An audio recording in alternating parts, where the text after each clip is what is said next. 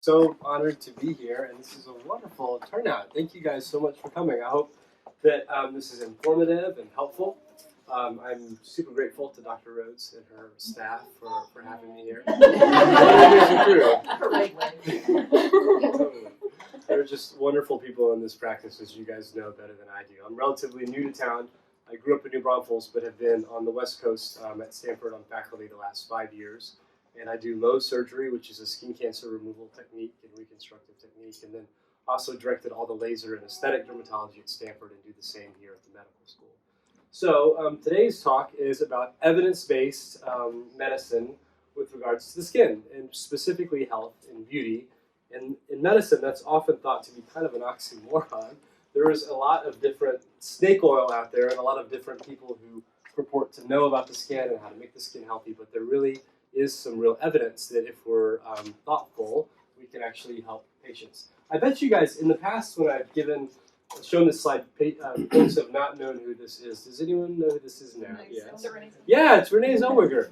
That's because she's up for Oscars, I think, this year.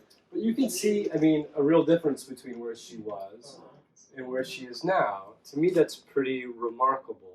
So we know that the skin changes and can be changed externally by surgery or other procedures, but it's hard to really pinpoint exactly what Renee had done. I have a pretty good idea of what I think, but just looking at it, we know that something's different, right? Yeah. We just know innately.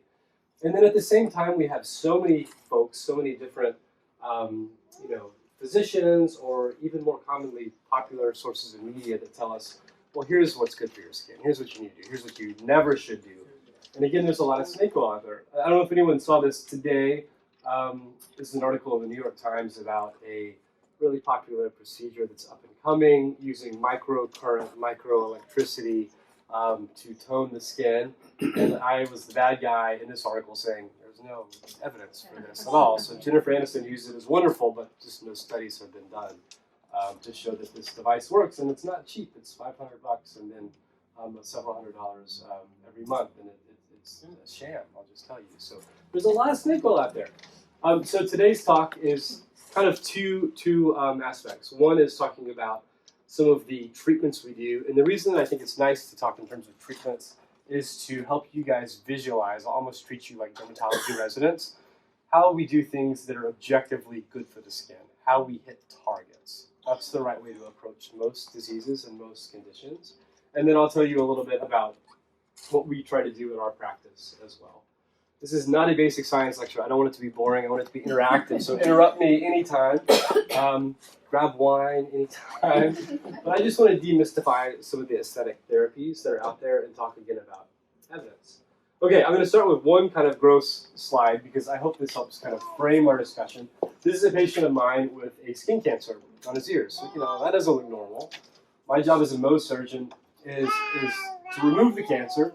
Here was a different patient with a similar tumor that was removed by another doctor, a plastic surgeon in California, and repaired this way. And this doesn't look good. Cancer may be gone. This is not a desirable result.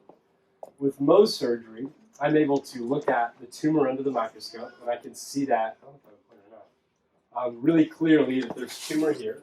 I can remove it, and that's my targeted therapy, but I'm also able to anticipate what the wound's going to look like, borrow some cartilage, and fix this in a way that looks good.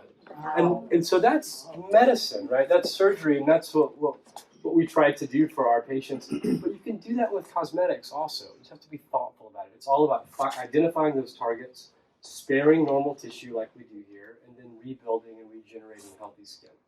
Okay, so let's get back to the fun stuff. So laser essentials, it's all about what is the target. When the patient comes in, they may just say, Doc, I'm just looking older, I don't like this and that. But if we look in the mirror together, we can always find a target that is new or bothersome, and then we just talk about how to hit the target. So this is where you get treated like residents. I'll ask you some questions. So this is a patient of mine that we did skin cancer surgery on, and he said, Doc, everyone thinks that I'm drinking too much because my nose is so red. Which actually is not true. It doesn't correlate, just so you know. Does anyone know what the treatment target, or have a guess what the treatment target would be if you were looking at this? It's easy. Okay. But what do you see? You see blood vessels, right? We can discernibly see branching blood vessels. Within those blood vessels, which we call telangiectasia, is something called hemoglobin. Hemoglobin is at the center of all of our red blood cells. And that is a target that I can specifically reach with a laser. So a laser would hit hemoglobin, heat it up, get rid of the blood vessels, but not damage the surrounding skin at all. So that's why lasers can be a beautiful thing. Okay, here's a patient who had a bicycle accident. So this one's a little bit tougher. What do you guys see here?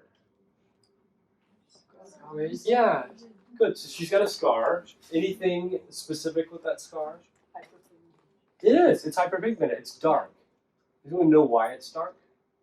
That's asphalt. That's from the road. That's really common. So it's a tattoo. Isn't that interesting?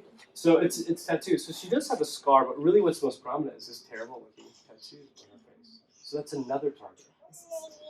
Okay, here's another patient who comes in and says, I just feel like I'm looking a little bit older. I don't look quite like I used to. And she's actually an Australian woman who's seen lots and lots of sun.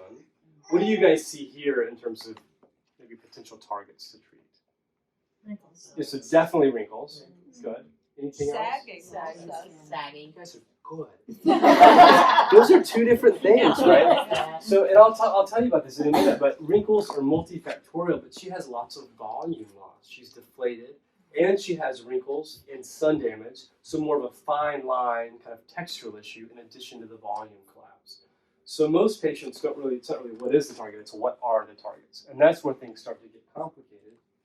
So there's multiple etiologies. So wrinkles, you have to, in dermatology we call those rhytids, you have to have a fancy word for everything in dermatology, just wrinkles, volume depletion, and sun damage. Okay, how about I think this is our last example. What do you guys see with this gentleman? See, acne scars. But really, what about the acne scars is most prominent? They're red. That's it. They're red. And so I see a couple of things. We see indentions, concavities, but what's most prominent is this redness. And again, that just goes back to hemoglobin, as we discussed earlier. Okay, let's spend a little time discussing vascular lesions. So in Texas, rosacea, sensitive skin, rosacea, and redness of the face is incredibly common. We also see things that are red, vascular lesion, and scars, post-operatively and from trauma. And then there's lots of other things like sun damage, stretch marks, cherry angiomas. Some of you guys may have developed some of those. I'm starting to get those. And then port wine stains are birthmarks. But these things are all caused by abnormal blood vessels. We target hemoglobin to treat these. We find an appropriate device. I had great devices at Stanford, and when they recruited me to UT, we were able to get even better. We have the best lasers in the world at UT. I feel really fortunate that we were able to do that. So you can pick a number of the devices we have, and then I kind of, based on the size of the vessels and those sort of things, can dial them in. And this is just with a couple of treatments. I think he came back and had one more, and we could just get rid of this permanently. So you can see lasers can be like magic. It's not a one-size-fits-all, like, oh, we bought this laser, we're going to use it on everybody. You have to think about this. This is red, the telangiectasias are of a certain size, but it's almost, again, it can really do a beautiful thing. This is red also. This is a fireman who fought a lot of he was very involved. He would jump out of planes in California. You hear about these fires. You can tell that he's kind of a scary customer when he first came in. But whenever he was fighting fires, he would get this diffuse, intense blush, this real redness, and it was very, almost debilitating for him. But I think you can appreciate that's different than this. These are discrete vessels. This is a diffuse redness. Well, the target's still hemoglobin, but by adjusting the parameters of our technology and our laser, we can hit capillaries, which are tiny little blood vessels, and get him back to work, which is really rewarding. Some patients have an overlap. This patient had some vessels, also some redness. And we can do multiple passes and make him a lot better too. So really fun to do. So I showed this patient earlier. We treat a lot of acne scars, and most of the time we treat acne scars, we're talking about this picture. These concavities that make the light reflex off the skin not uniform, so we see shadows. But this is red, that's his worst problem. So we saved him a bunch of money and just treated the redness, and you can see just by getting rid of that, you make a real difference in this guy's life and help with his confidence. And then later you can go back and work on the textural issues also. I'm really passionate about treating medical issues with lasers. That's something that I've brought here also. This is a woman who had breast cancer and was treated with radiation, and radiation will often give telangiectasias, a group of blood vessels there, and it really bothered her whenever she wore a low-cut blouse. It just reminded her of everything that she'd been through. but it's the same concept. With a similar laser targeting hemoglobin, you can just make that go away. We treat a lot of patients with tattoos for breast cancer. I don't know if you guys have seen this, and it really helps those patients. So I love doing that. Here's a patient with a rare genetic disorder called hereditary hemorrhagic telangiectasia. And so she grows blood vessels all over the place. They rupture and bleed inside her mouth, on her face. Her daughter has it. It's terrible, terrible disease. But with a little bit of lasering, and then I think I excised one of those on the lip. You can see we can just kind of get her back, where she can function and work and be comfortable and not have bleeding. So love doing things like this. Really fun to do. So that's red. And let's shift to what we see most in Texas, and that's photo damage. That's sun damage. So there's a lot of different things can be brown. Lentigines are kind of age spots or liver spots. Telangiectasia, I've mentioned, melasma has a hormonal component and often comes out in pregnancy, that mask of pregnancy that you guys may have had or know about. There's also genetic lesions that just grow barnacles, seborrheic keratosis, and DPNs. And then also pigmented birthmarks and tattoos. These are all in this kind of brown category. And we have a different target for that. That's melanin. So melanin is what gives our skin and hair color. It's produced by melanocytes. And certain things can cause overproduction of melanin or cause melanocytes to just spit melanin out. So if we're doing this evidence-based inappropriately, like for example, this is just a really basic one. This one was like, I just hate this spot. It just showed up 3 months ago and it's driving me crazy. We can just treat that spot with a device using a wavelength of laser that targets melanin and just make it go away. Other folks have more diffuse sort of hyperpigmentation, more diffuse sun damage. We treat their whole face. This is one treatment that is about a day of mild redness afterwards because it's so precisely targeted. Treat lots of hands. Similarly, this is an artist of mine who was bothered by her hands, and just one treatment, you can just kind of erase that stuff. So it's fun to do. When I started at Stanford, I was just doing skin cancer. My chairman asked me to do the lasers, but I'm not really doing it. I was kind of skeptical. And after a couple of months and starting to really do science and research with it, I was just like, this is amazing. This is what I want to do. So we can do cool stuff. I treat a lot of darker skin tones, especially in California, a lot of Asian skin, here more Latin skin. And that's more tricky because skin of color has more melanin, and if we treat it with a laser, it's more likely to elicit a response of darkening. And so you have to be, it's very rewarding to do this if we do it well, but it's also tricky and it takes some practice. It takes a few more treatments and lighter treatments. But even in darker skin patients, we can really get rid of browns. It's very common in Asian skin to get this kind of diffuse speckled look. Okay. Let's see. This is a genetic birthmark called a nevus of Oda. I don't know if any of you guys have seen a child with this. Oftentimes they'll come down and involve the eye and some of the face, and they can be associated with certain disorders. In this case, the pigment is deeper in the skin, and it looks more like a cosmetic tattoo if you look at it under the microscope. We use a different laser that can penetrate deep down in the skin, spare the top layer so we don't cause any blistering or burning, and can generally make those go away also. It's all about matching the appropriate laser to the appropriate target. So I showed you her earlier. So asphalt tattoos, it's really fun to be able to do this for someone, and easy to do. This took 6 treatments, which are, it's about a 15 minutes of topical numbing and a 15-minute treatment and a couple of days of redness, but really not too big of a deal because we're just hitting that tattoo. Here's melasma. I mentioned melasma earlier. This is really common and incredibly difficult to treat. This is one of our cardiologists that I used to work with, and she had pretty good melasma. It's common in darker skin types. It's associated with certain hormones, sometimes with oral contraceptive pills, also with sun exposure, and there may be a vascular component. It's very confusing, and it's just not well understood. But something's come along in the last 2 or 3 years of my career out of anything in skin comes out of South Korea, just so you know, that's for everything. So I was reading these articles out of South Korea where they were showing that an off-label use of an oral medicine combined with a laser works for melasma, and we had some patients with refractory melasma started trying this. And it's the darndest thing. It's like magic. It really, truly works. So we target some of this vascular component of melasma from the inside out, use a laser from the outside, and can really make, and this had been there for 15 years for her, and then make it go away. It's pretty cool. Okay. Let's discuss, and if you guys have questions along the way, bring them on, and we'll have time at the end too. Rhytids are wrinkles. So this is really kind of the crux of the talk with regards to skin health. You know, wrinkles are just a sign of the skin aging, and there's intrinsic aging and extrinsic aging. So intrinsic aging is if you were just, you know, in a cave your entire life, you would still age. Your DNA replicates and your cells replicate, but after a while, the replication isn't as even. You lose something called telomeres on the DNA, and we will age. And what we see in the skin is we see a reduction in volume, we lose bone, we lose muscle in the face, and we also lose some elasticity in the skin. Probably about a third of what we see in aging is intrinsic or genetic. About 2/3 is extrinsic. It's what we expose our skin to. It's living in Texas. It's UV light, smoking, these sort of things. If you had twins and one lived in Belgium and the other in Belize, they would look totally different when they were 75 years old. That's extrinsic aging. To deal with aging, there's multiple things we can do.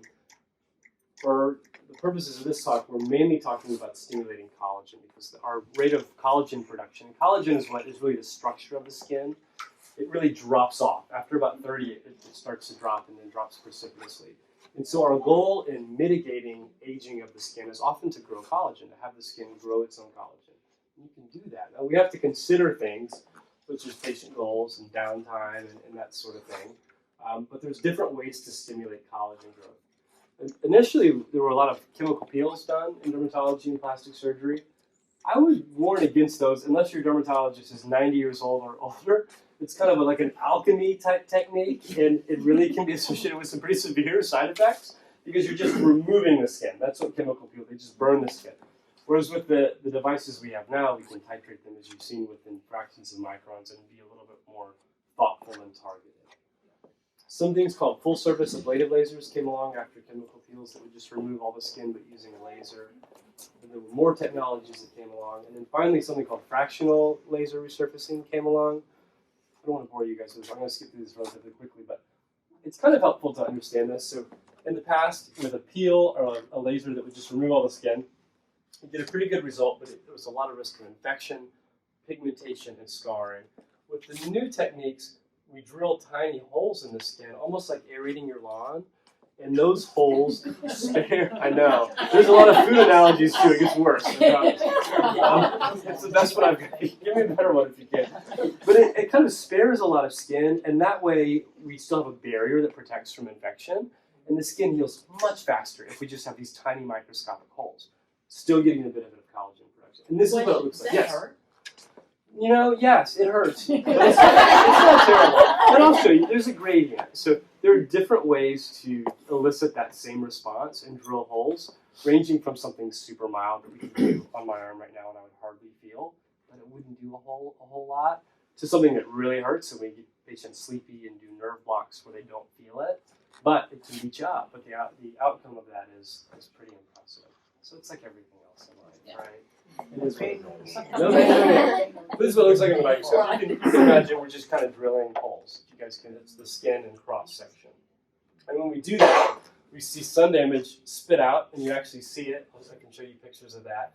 And then this is procollagen 3, which is just new collagen developing in the skin and making it look good. And it can be sustained. So we have one of the lasers we have here is the best in the world at this, and it grows collagen for a whole year. We can just see the skin get better and better.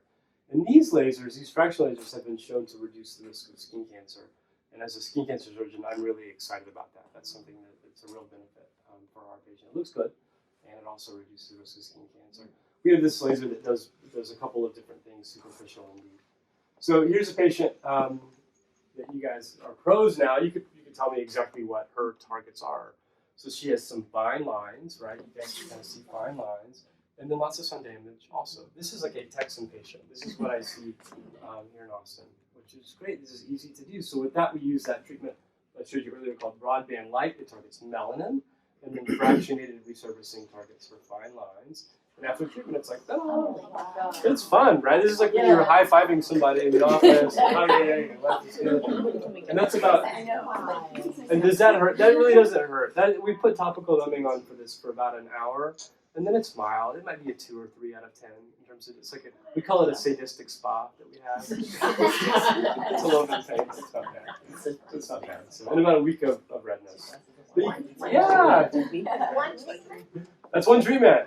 I mean, I'm showing you this, like, you show your best stuff, and it doesn't always work like this. But if this one came in, if this patient came in, I would think I've done this a long time now, and I see where this is going pretty much every time. So, yeah, I would say this is a good one, but this is pretty representative of what we get. Is that her also? No, that's not bad. That's I was just mentioning, about a 3 out of 10, 2 or 3 out of 10, something like that. Like no big deal. As soon as we're done, the treatment takes about half an hour. As soon as you're done, there's no pain at all. So just. And then when you're done, does it look like that, or do you wait a couple of days? This the pigment goes away within about a week.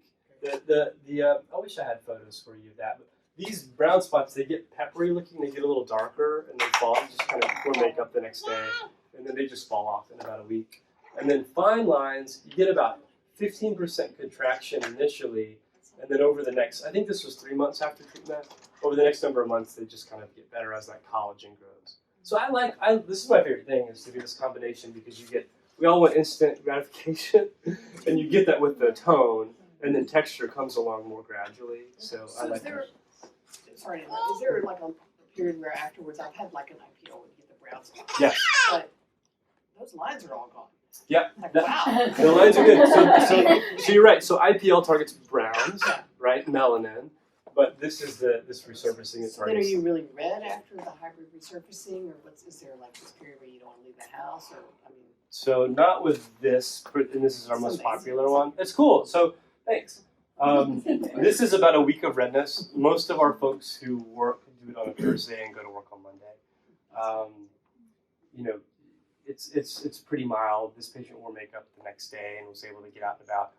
I'll show you in a minute our stronger laser that gives even better results. That's one where you wouldn't leave the house for like a week. So this is another patient. This is a swimmer with more severe fine lines. She did not want. I would have done some filler for her volume loss, but she just wasn't interested in that. Just wanted to work on her sun damage and her fine lines. And this is like pretty right down the middle. It looks nice. Her skin looks healthier. Reduced her risk of skin cancer, and she's looking good. So when they go back out to the sun, let's say she's a golfer, Yes. how often do they have to come do this? Well, if you live in a cave, it's a one-time thing. That's just not realistic, right? So, I think that. So I know the person who invented BBL very well, and he's kind of addicted to it, and he thinks you should do it 4 times a year. I think that's crazy. I think it's once a year, honestly.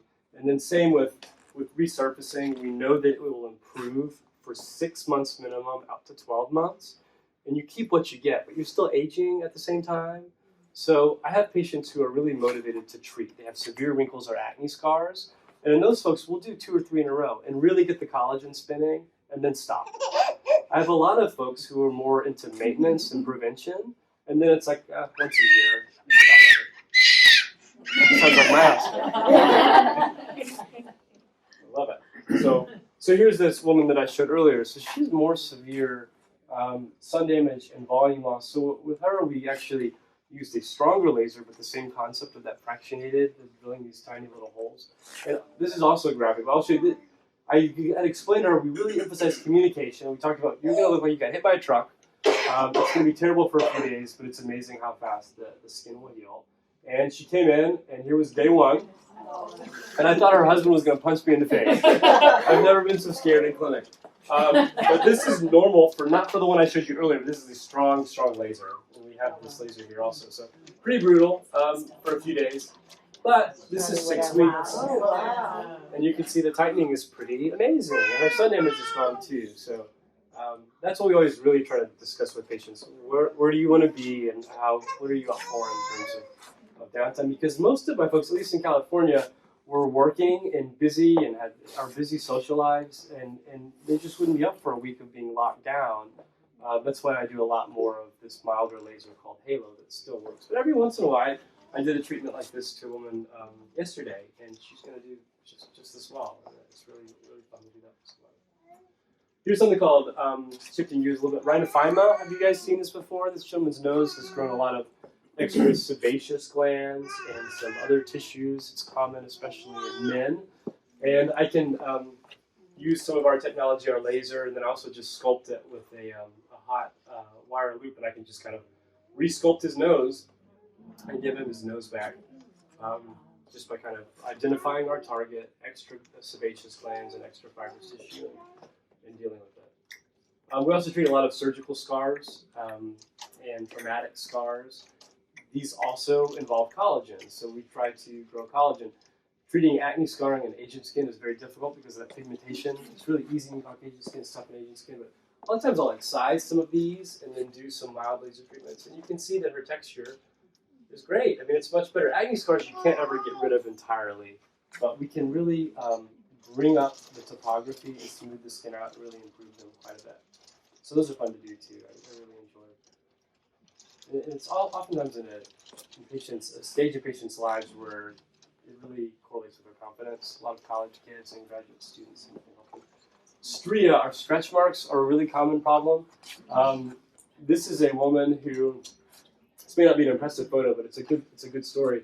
She had a rare disease called Wegener's granulomatosis and had developed these stria where she did not have enough collagen in her skin and they stretched so extreme that she couldn't walk. She couldn't walk. They were tissue paper thin and would often rupture and bleed. And I just felt terrible for her. And so I had done some reading and some study on using this particular laser for stria, and we gave it a shot and did multiple treatments. And I hope you guys can see how much better they look.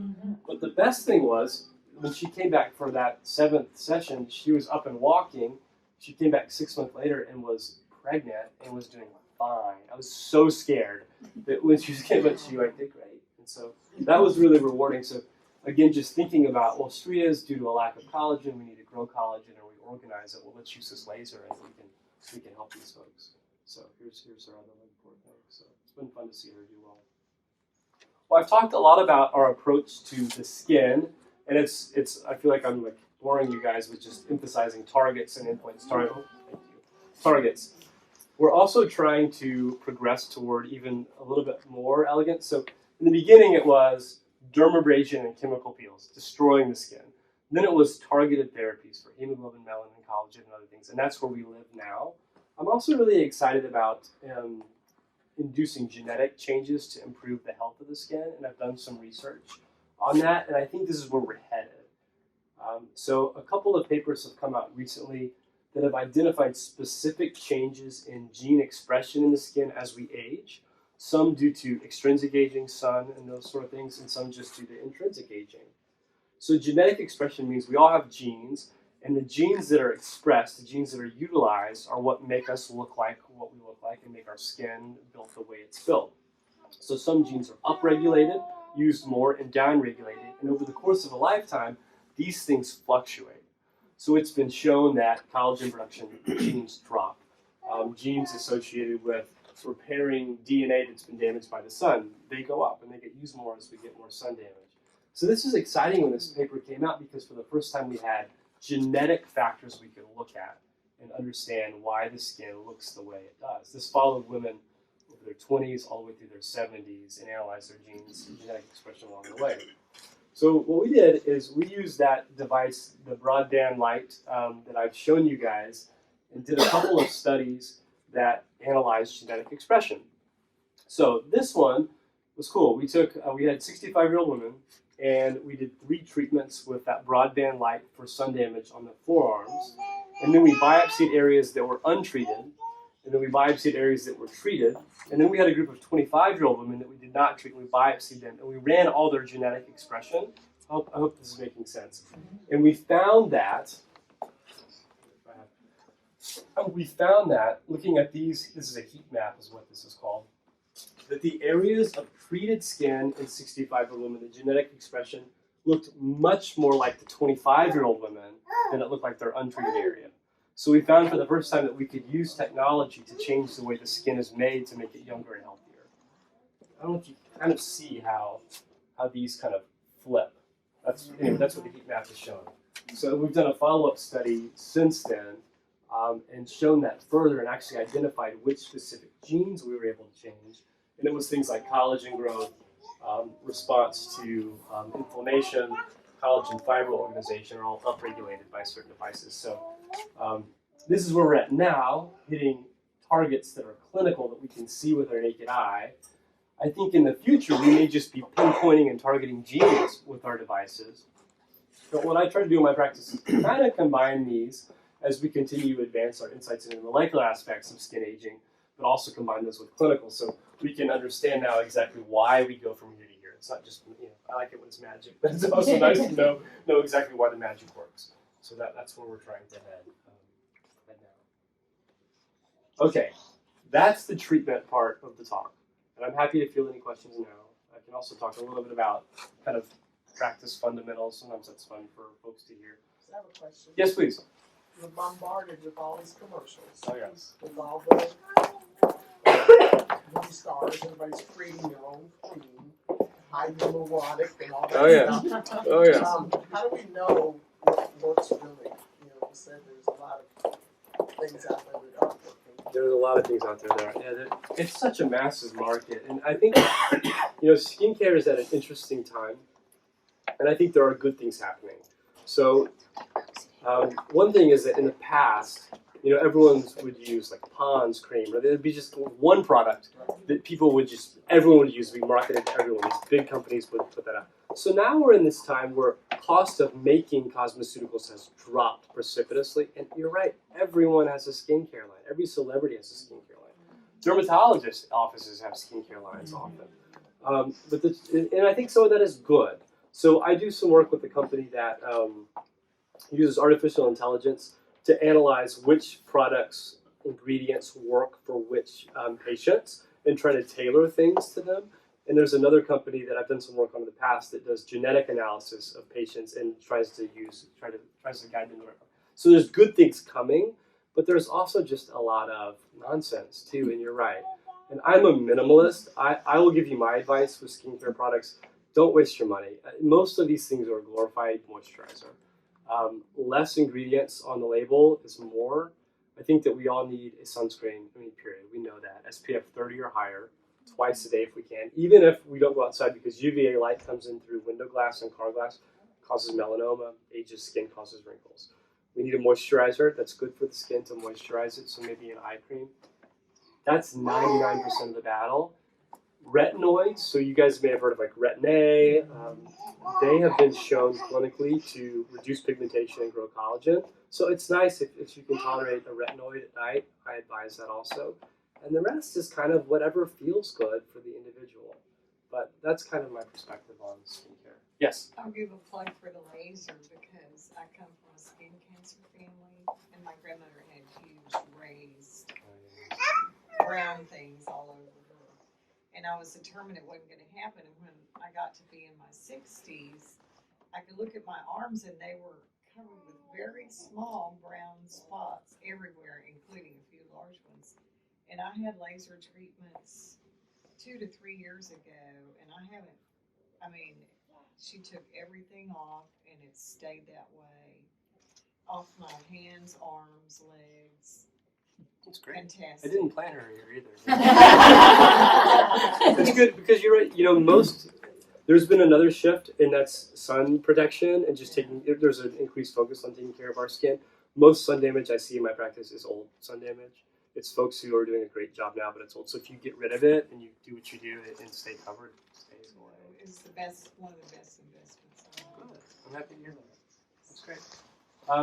Plenty of time for more questions. I'll tell you a little bit about our practice. So I'm at UT. I'm a professor there, and I just started. I'm kind of fresh off the boat, just about 6 months ago. It's kind of a reset to where I was 5 or 6 years prior when I started at Stanford. We're at this great place, this great institution that at Stanford we didn't have any laser and aesthetics when we started it, and it's kind of the same at UT. But our goal is to be committed to doing things the right way, using evidence, doing things that are safe and efficacious, and being very honest with patients about what's good and what's bad, what the side effects could be, and what's not fun about it. I find that it's important for physicians to be really involved in all of this. There are a lot, I've noticed in Texas, there's a lot of these med spas where there's not the highest qualified providers in some slipperiness sometimes. So I really think that the doctor should do this stuff. It can be dangerous if not, in my opinion. And then I've gotten pretty good at finding devices that work. That's important. And then just focusing on skin health.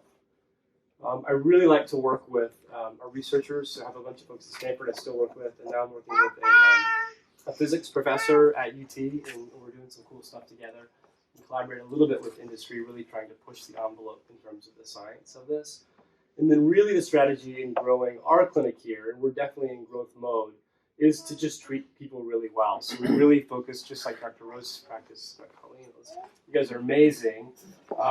We really want to treat patients incredibly well and hire and train exceptional staff. We talk about how to answer the phone and how to handle patients who have had a good outcome or have had not as great of experience. And so at Stanford, when I started, our goal was always, there's these silly Press-Ganey scores doctors get now, where your patients tell you if they're happy with you or not.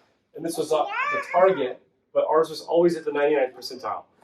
Always. And so that's what we want to do here at UT also. So I really am annoying and get really granular with our team about how to do that and talk about goals a lot and talk about values and really try to treat patients like family. When we pick treatments, this is a cool study that came out a while ago that showed different procedures and their cost relative to how many patients are actually happy with the treatment. So I really like to do things that are out here. The laser I showed you a lot, the hybrid laser, I don't use a lot of brand names, but it's called Halo. And it's pretty cheap and patients like it. So this is where we want to live. We don't want to live up here. But we also recognize that, even the best stuff is 70 or 80% of people are just super over the moon about it. And so just getting aligned with patients by communicating honestly about, hey, here's the good and the bad, and here's what we can objectively do for you. So that's what we try to do. Kind of our conclusions here, when we evaluate patients, we want to identify targets, build a partnership and a treatment plan, and then execute it. And then it's important to just be really honest about outcomes because it helps us in the future. So that is the entire talk, and I would love to field any questions or help in any way.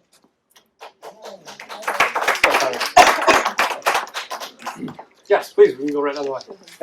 So, Doctor, have you worked much with African Americans who tend to keloid and some of the nuances and challenges around that? Yes, I've done a lot of work on keloids specifically. I remove keloids almost every week in clinic.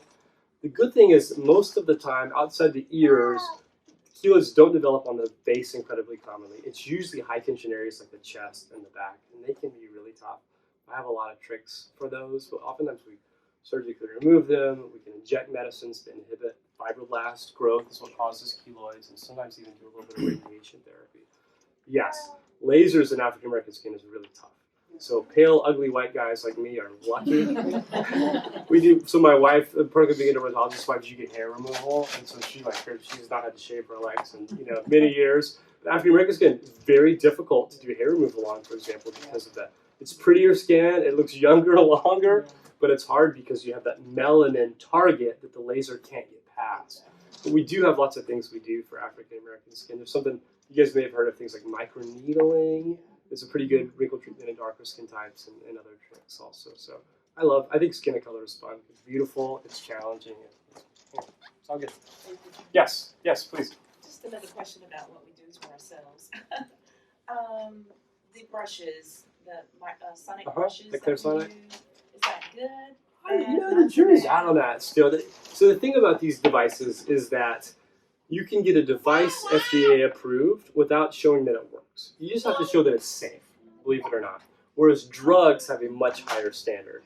Cosmetic, topical stuff has zero. This is nothing. It's a Wild West. So some folks think, and I'm one of these, that Clarisonic or other brushes are helpful because they help exfoliate the skin a little bit. Other folks say, well, if you're putting it on dirty skin and you're smearing things around, you may clog pores.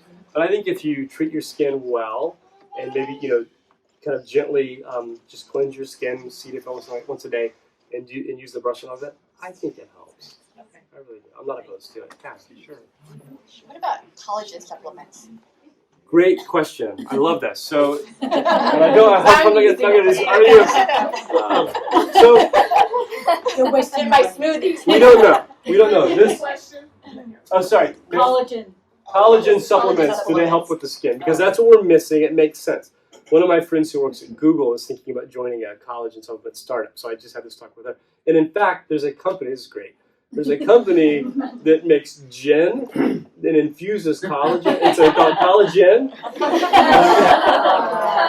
I got to give a great quote that this was like a while back, was something like when you're toasting your friend's health, you're almost certainly not toasting your own, because I don't think that it is. Now, the absorption of collagen is low. It's not a bad thing because it gets broken down into base amino acids in the digestive tract, and then those amino acids we need to make collagen in our skin. But if you have a well-balanced diet, you're getting the same thing. Collagen can't go directly from the GI tract to the skin, unfortunately. But it is popular. You have to be a little careful and make sure the quality is good too, because there's some reports. So they harvest it from fish and from cowhide is where it typically comes from. And there's been a couple of those prion diseases that have been associated with that. As long as it's reputable, it's fine. But the theoretical risk could be the transmission. I'm not worried about it. I just don't know if it's helping you. Sorry. But you look great. You look fabulous. Thank you. You should all do it. How about hyaluronic acid? You know, it's on the topicals everywhere. Everything. It's the molecule of the month right now. Yeah. So And every couple there's months. even some that are selling it as oral supplements. Yes. Okay, so same thing orally. The thing about HA is it's an enormous molecule. Yeah. Enormous. It cannot get through the skin barrier. It's just a moisturizer. It sits right in It's the just epidermis. yeah. Now we inject it as filler because it is what you're missing in the Right. skin, and it absorbs water 1,000 times its molecular weight. Boom. So I love using a little bit of filler, and it works because you bypass that epidermal barrier. But in a topical product, it's just a moisturizer. Yes, good question. Every couple months, something like that. I can tell you what the next one's going to be. I see it coming. Yes. So I'm curious about the lines between plastic surgery and some of the treatments that Yes. you talked about from a dermatological standpoint. Yes. So if you have spots but they're raised that sit on the skin, is that still something that can be treated from a dermatology standpoint, or is that something that has to be surgically removed? Spots that are like brown spots Brown. that are raised? Okay, so you're talking about seborrheic keratosis, I can promise you. I'm sure I am. So that's what we're talking about. That's what I meant to say. No, yeah, you nailed it. You would see me for that for sure. Okay. For sure, 100%. But I work with a lot of plastic surgeons, and there are some great ones I've gotten to know in time. I think of plastic surgeons as being really good at redraping excess skin. So if someone's volume loss is so dramatic, or neck, I can do a lot for necks there's something called Kybella, which we inject in it. It's really great. Like suck them back up. Yeah, it tightens back up. It tightens back. But for more really redraping. But it seems like plastic surgery. You want to have any of these procedures that I do, a plastic surgeon does. Most of the time, you just want people to say, "Oh, did you get your teeth whitened? Like, did you get your hair? Like, you look good." The plastic surgery can have a little bit of a bad connotation because it can look. We all know, like Renee Zellweger, like that didn't look quite right with what she had, unfortunately. As beautiful as she is, so it's helpful to have someone who can kind of guide you. And I do send patients that way for sure when I just say this doesn't make sense for you. But again, it's that targeted approach of seborrheic keratosis. That's a lesion in the epidermis. It's elevated. It's brown. There's a couple targets that I can nail with that. If we move down and we're getting to the point where, you've lost a lot of bone, you've lost some of the ligamentous network of your face, surgery really is going to be the only thing that can restore that. Lasers just won't do it. Thank you. So, yeah, good question. Anything? I have a question. Please. So can you basically do a laser eyelid lift? That's a good question. So, the upper eyelid with one of our lasers, with that stronger laser, we can, it's fun, we can tighten it about 30% on the table, and then it gets better for about a year after that. Works great. But if you get to the point with your upper eyelids where they're obstructing your visual field, and this happens not uncommonly, where you're just not seeing up as much, and patients sometimes don't notice it, then that's the easiest surgery in the world. I do that, but we work with oculoplastic surgeons, so often some patients, that is a surgery I will have in life. And if it does obstruct your visual field, insurance, Medicare pays for it, which is just a total home run because I think you should avoid. I'm married to a lawyer and I work with surgeons and I do surgery, but surgeons and lawyers you avoid when you can. But that's one that's a good surgery. Is it better to kind of do it a little bit earlier when you're a little bit younger? With the eyelid work? Yeah, versus waiting till the obstruction. Well, I think that'd be nice. I mean, I really like to do preventative work, and so you're right. If we would do a little laser tightening on the eyelids earlier, you wouldn't have to have surgery down the road. But so many people hit that point, and then surgery is a good option. So many people take different paths, but I have a lot of 30 and young 40-year-old patients where we just totally focus on preventing skin cancer and then slowing down those type processes. Yes, I'm probably a poster child for someone who's been in the sun too much ma'am. and never goes to a dermatologist. So, like dark spots everywhere and keratosis. How much work would it need? Well, first we should probably just look at you every once in a while, and make sure that you don't have skin I cancer. go every. Good. Do you go? Yeah. Okay, good. That's really important. Yeah. No, we can talk. We can I mean, brown spots, keratosis. You're fine. We do lots of like cleanups. We can take care of it. I had someone actually fly down from California last night that we treated yesterday. Treated her. We had to do a 2-day treatment for this woman. She's one of my patients from Stanford, and it was we just went through and got her all done in a couple sessions. No big deal. How much is a typical eyelid lift or whatever? Oh, so for surgery. Well, maybe for the preventative, or 30% do that or something. For the laser, yeah, it depends on kind of what we do and where. So that would be, most of our stuff is in, and I'm happy to talk about prices, that's really important. Most of what we do is, like for sun damage, is in the hundreds, in the range of hundreds. For wrinkles, it's more like anywhere from 1,000 to around 5,000 for like the big whole face thing. Eyes is somewhere around 2,500 for that treatment. No. We wouldn't leave you with one. I have had that before. Folks have skin cancer right here, and we do this like beautiful job. We get it out, and they have this. We just do the other one for free. One headlight on and one off.